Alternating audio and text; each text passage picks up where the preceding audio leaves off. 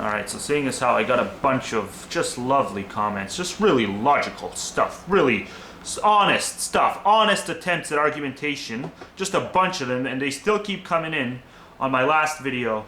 I'm going to respond to each and every single one of those motherfucking comments, and it's gonna take, I don't know, like 50 parts, because yeah, I'm not even gonna try rushing this, just so you know. So if you don't want to watch it, fair warning right off the bat.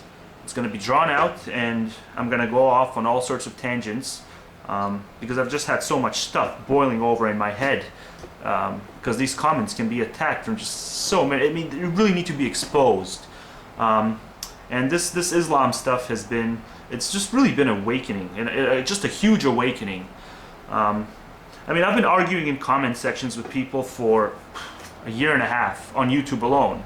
Other sites also for the last few years, but I mean YouTube, really, a lot of comment section arguing, especially in the last 18 months or so.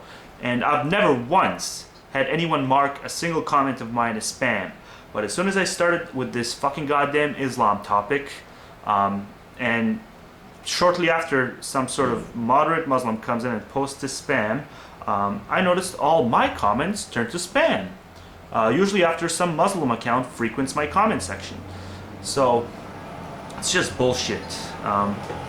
Never. I mean, I've discussed all sorts of really touchy subjects. The right to die stuff, big touchy subject. Just, yeah, well, I mean, you people know what I discuss. And never once has anyone been so petty to mark my comments as spam on any site, not just YouTube. But when you fucking discuss Islam, they will try to do it. They will try to do this shit. And you atheists are defending these guys just because they're moderates, just because they're not terrorists. You are willing to defend them. Fuck this shit. I've had it up to fucking here. So anyway, don't start getting angry yet. You're not in the comments yet. The comments are when I'm gonna get angry. And also, I mean, they're just such blatant propagandists. I mean, they post, I've got 5 videos on Islam, and they'll post the same comment that has nothing to do with the video itself, right? It's like they just see Islam, they notice that it's not pro-Islam, so then they'll just post a generic pro-Islam comment on the video. And they've done it with like every 5 of my videos. Every single video, the last comment is now that some generic fucking pro-Islam shit that has nothing to do with the video itself, other than to say, you're talking anti-Islam, I'm gonna make a pro-Islam comment. So they're pretty much fucking Muslim bots, okay? And I'm gonna coin the fucking term Muslim bots, okay? And it's just bullshit. So it gets to, I mean, yeah, I'm at a point now where what the fuck? What am I gonna do? I'm really against deleting comments. I've never deleted a single comment in my fucking life during the time I've had any account. I've never blocked anyone. Unless they're really major fucking spammers, like posting 50 comments per comment section, just spam sort of bullshit. But I'm at a point where, yeah, I mean, I mean, my account is getting bigger. I can't just argue in comment sections all day. I can't argue with 50 people at once who just keep replying. I'm not gonna let this bullshit drown out my life. But at the same time, if I don't argue, well, yeah, I'm just leaving their bullshit unreplied. It's just out there. So essentially what I'm doing is, yeah, I mean, the more traffic my account gains, the more of a big platform I give them to spread their propaganda. And in some cases, it's blatant propaganda, just blatant. I can just refute it just like that. But still, it's like so much of it, I don't have time to respond to every single fucking comment. So yeah, this YouTube shit is pretty annoying. That, you know, you actually get some fucking numbers and you just attract a bunch of propagandists. And you don't have enough fucking time to, you know, just refute them all. And for someone who has integrity and who doesn't want to censor their comment sections like me, that is, you know, it's like you're damned if you do and you're damned if you don't, because then you just provide the fucking platform for propaganda. So anyway, the first example, first comment, just classic example of just outright lie. And everybody looks the same in text, and that's why they can dress it up. If all they need to do is just know how to spell, and boom. Done deal. Their comments look like authoritative stuff, like stuff that, you know, he knows what he's talking about. Because they use words like propaganda and ignorance to accuse me. Like, they accuse me of propaganda and ignorance, and I can just refute them just like that, which I will do. Okay, so first, this Islamist totalitarian motherfucker. That's his username. Okay, so there are no burqa photos for driver's licenses. This just goes to show the level of ignorance and propaganda that you are exposed to. He's telling that to me, right? Okay, so I'm just gonna post a link right off the bat in the underbar, clearly showing that yes, there have been such things as driver's licenses with burqas on them. Not just that I've seen firsthand, but they're all over the fucking internet, okay? So here, the guy knows how to spell, he writes well, and he uses these really sting words. He uses words like ignorance and propaganda to accuse me, okay? And it's just bullshit. And when he's just talking utter garbage. Proof in the link. If you are going to ban the burqa in public places, then ban makeup as well, because it also hides your face.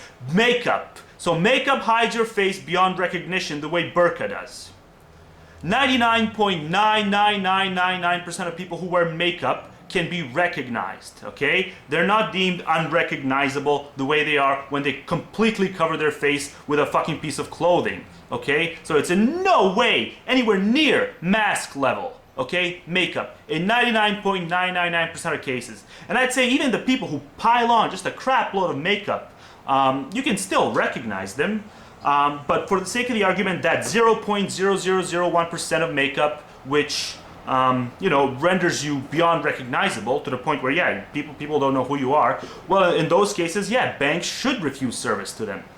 So that's all I'm going to say about that. Okay, let's see, where did I stop? Because it can also hide your face in disguise, and it can work as a disguise. Well, no, it doesn't work as a disguise in 99.9% of cases. I don't think you people are objective regarding this issue. You're right, you're going to compare a burqa to a makeup and you're going to say we aren't objective about this. Fuck you, you fucking propagandist piece of shit.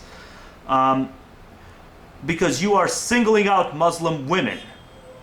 We're singling out anyone who wears a fucking something on their face. We're singling out every single human being who covers their face, because that's what the law demands. So it's not just Muslim women. If I choose to wear a mask to a bank, or if I choose even to wear a burqa to a fucking bank, then yeah, I'm being singled out as well. So you're just so full of shit.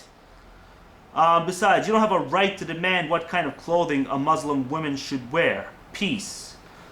Peace. No. We have a right to demand how people dress in government buildings. Okay, that's just a standard, basic fucking fact of our civilization. You can't go to the fucking bank wearing a thong. You can't go to work with a Klansman outfit. Okay, yeah, there's certain expectations set in stone, and some are set in stone in terms of law, and some are simply set in stone in terms of social expectancies. Okay, so it's just bullshit for you to say that we don't have a right to demand what kind of clothing, and especially Muslim women. No, it's not just Muslim women. It applies to everyone equally. All right? Because there's other Islamic wear which we don't ban because it doesn't cover people's faces. So if we were so concerned about banning something that's exclusive to Muslims, why would we not ban everything outright? Why are we only focusing on the part that hides the face only?